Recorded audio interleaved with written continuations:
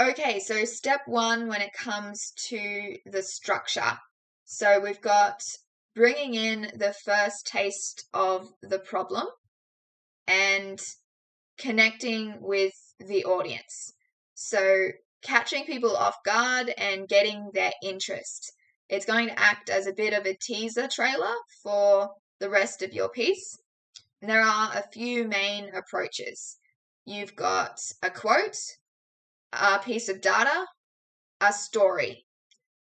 So you can be quoting someone who said something significant on the topic, and that immediately can potentially give you some credibility because maybe you're quoting someone reliable or well known. And then you've got the idea of data can also really hit the audience if you're talking about the environment and how many animals have suffered because of something, or how many trees have been knocked over as a result of deforestation or something. Those sorts of statistics can really make an impact and shock the audience. So that's where data can be helpful. And a story as well, really getting the audience in, painting a picture in their head, making them feel a connection to someone who you could be telling the story of. And usually it's going to be 3 to 4 sentences for your hook. And the first sentence is where it's most important. It needs to be really hard hitting. And that's because you want to make that impact so the audience wants to keep reading or keep listening.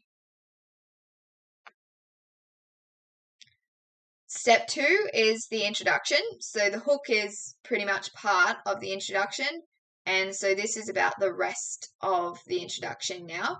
You've got your personal introduction where you are going to introduce your persona and your context.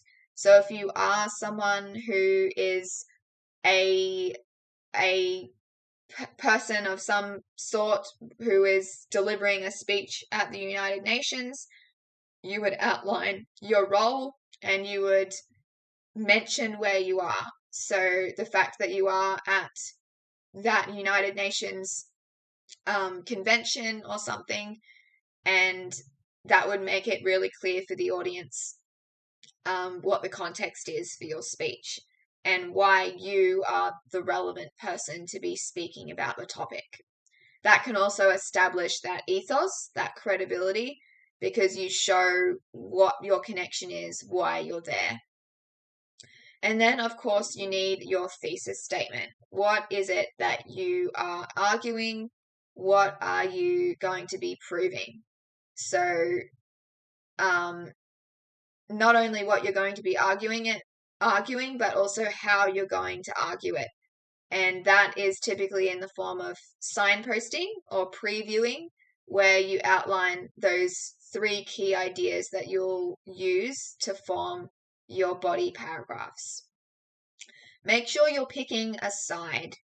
So it shouldn't be a matter of just sitting on the fence, outlining the good and bad of different opinions and things like that. You should really strongly be on one side of a contentious kind of argument and outlining why your side is the correct one.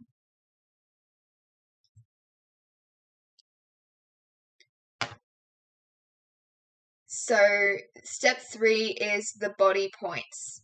Topic sentences or signposting.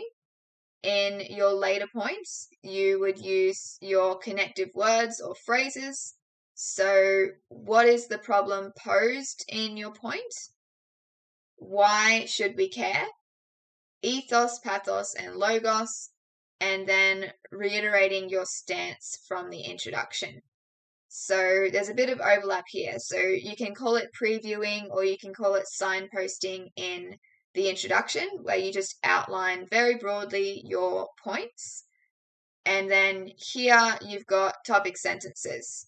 So this you need for every genre of writing.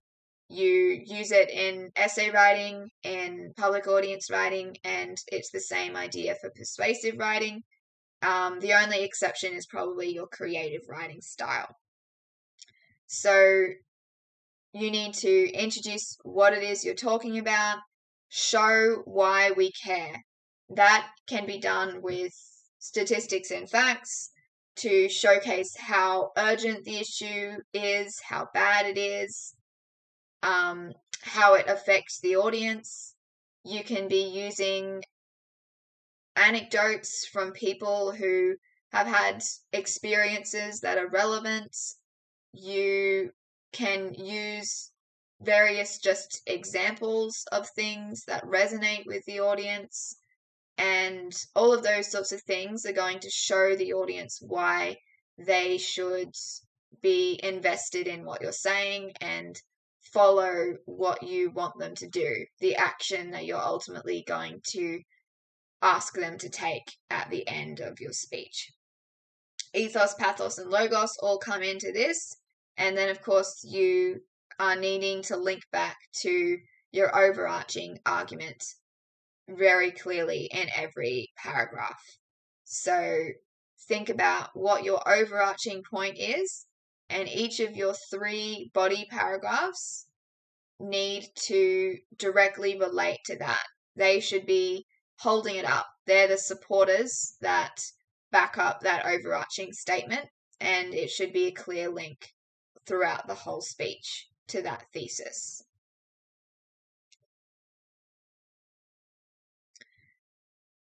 The light at the end of the tunnel. So your call to action. Now, this is about showing the audience that it's a really pressing issue, it's urgent, something needs to be done, but you also want to show that there's some hope, that it can actually be solved, and that you have the solution. If you suggest that the issue is so bad that nothing can be done and it's just all doom and gloom, then what value would you have brought by delivering your speech aside from worrying people? You are delivering the speech because you want to bring about change, so there should actually be a solution to what you are outlining. And break your audience into groups, give each group a task suited to them, and reiterate your stance. We can stand aside, this must stop, we must take a stand, what they should actually be doing. They need to be able to walk away knowing exactly what the problem is, exactly why it's bad, why things need to be done now, and why they need to be involved in those actions, and how they can be involved in those actions. You need to give them a direction to go in so they're not lost thinking that they are powerless.